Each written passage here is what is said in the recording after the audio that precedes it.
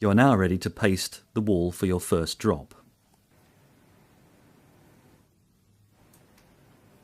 Paste up the wall with the adhesive appropriate to the surface you are installing onto. Use a guard to cut in the adhesive. This makes life easier with less cleaning down later. Paste up to and not beyond the first tram line. Taking drop 1, which has the white border, offer it into position by aligning its leading edge to the plumb line.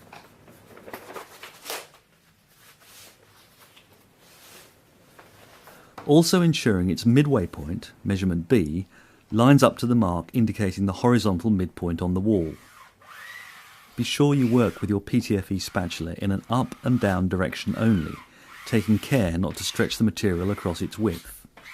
Scribe in the tops and bottoms to the ceiling and skirting trims using your hard plastic spatula.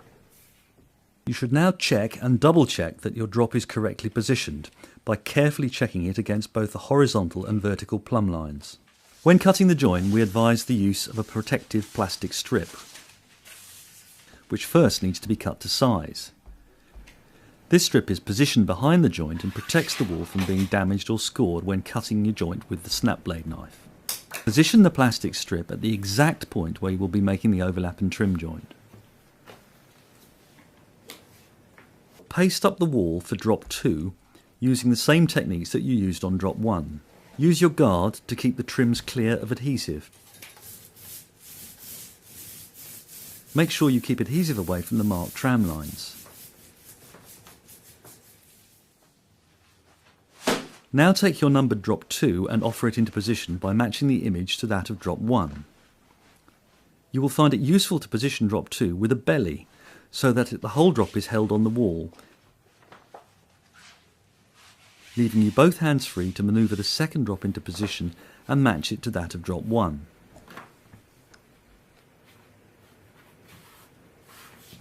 At critical match points, you will find it useful to cut a notch in the overlap, thereby assisting the matching process. Remember, when cutting a notch, not to cut too far into the overlapping drop, as this will reduce the area through which you will be able to cut your join. Work steadily down the joint, looking for and making the correct pattern matches. You can cut more than one notch in the leading edge if this helps you achieve a better match. Once you're satisfied you've achieved a good match down the length of your drop, remove the belly and smooth the remainder of the material against the wall using your ptfe spatula, working with an up and down motion to avoid stretching the product across its width. Now you're ready to make the overlap and trim joint. Before cutting your joint, make sure you have a new blade in your knife. Taking your knife and a clean 45cm steel spatula, which you should position down the centre of the overlapping pieces, cut down steadily and precisely against the edge of your spatula.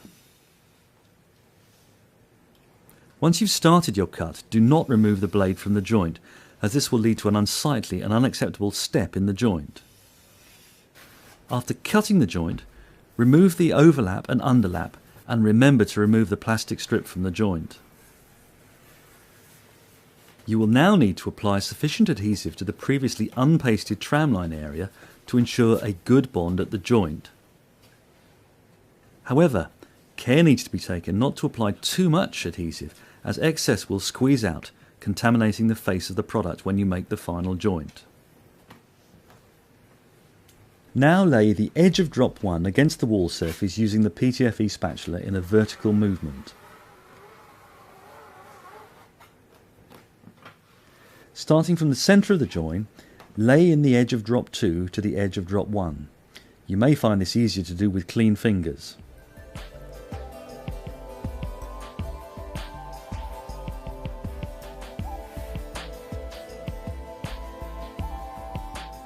Once you have laid in the joint, smooth the joint down with your spatula.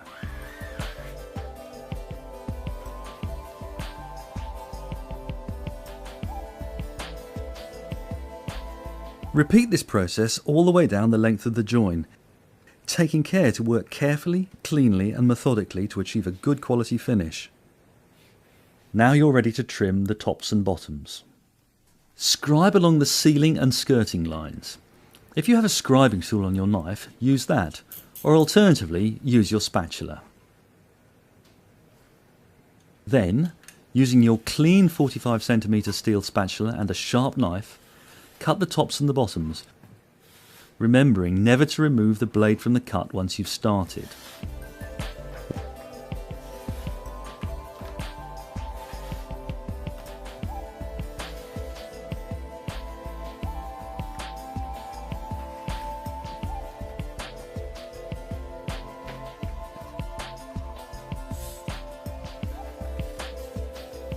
Once the trimming is complete, you can then clean down your trims.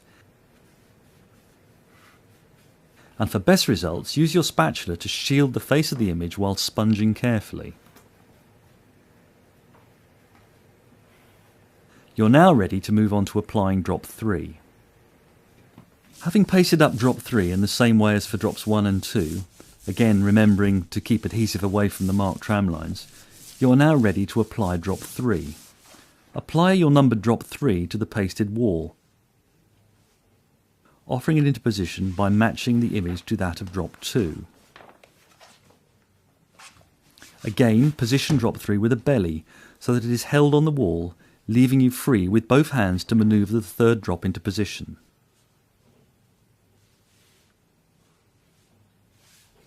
Then work steadily down the joint, looking for and making the correct pattern matches. Where you have corporate logos or text, as is the case here, notching is essential as a perfect match will be required, as it is at such points that your customer will be most critical. Once you're satisfied with the matching at the joint, smooth the drop gently but firmly, removing all bubbles.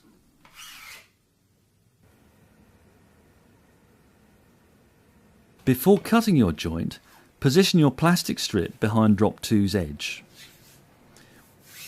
With a new blade in your knife and a clean 45cm spatula, position the steel spatula down the centre of the overlapping pieces and cut steadily and precisely down against the edge of the spatula in the centre of the joint.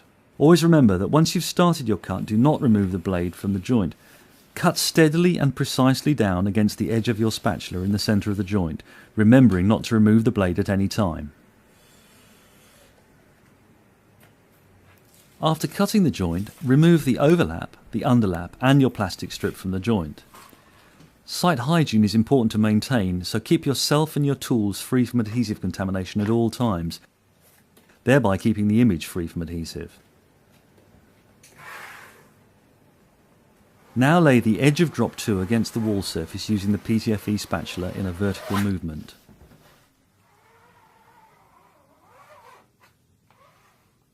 Starting from the centre of the joint, lay in the edge of drop 3 to the edge of drop 2. Again, you can use your clean hand to lay in the joint, as this is sometimes more effective than using a spatula. The process and techniques for applying the remaining drops are the same as we have worked through to get to this point. Let's just go through the key learning points. Ensure you have a clean, tidy site, ideally with no other trades working with you. Have the right tools and equipment for the job. Prepare the wall surface properly. Correctly identify the wall surface and select the appropriate adhesive system. Cut and set out your drops carefully. Mark out the wall, measuring precisely. Use notching to achieve a good match, especially where you have a critical match point, for example, text or logos. Use spatulas correctly, smoothing up and down only to avoid stretching the product. Always use a plastic strip to protect your substrate. Use a new blade for each cut. Keep product clean and free from adhesives at all times.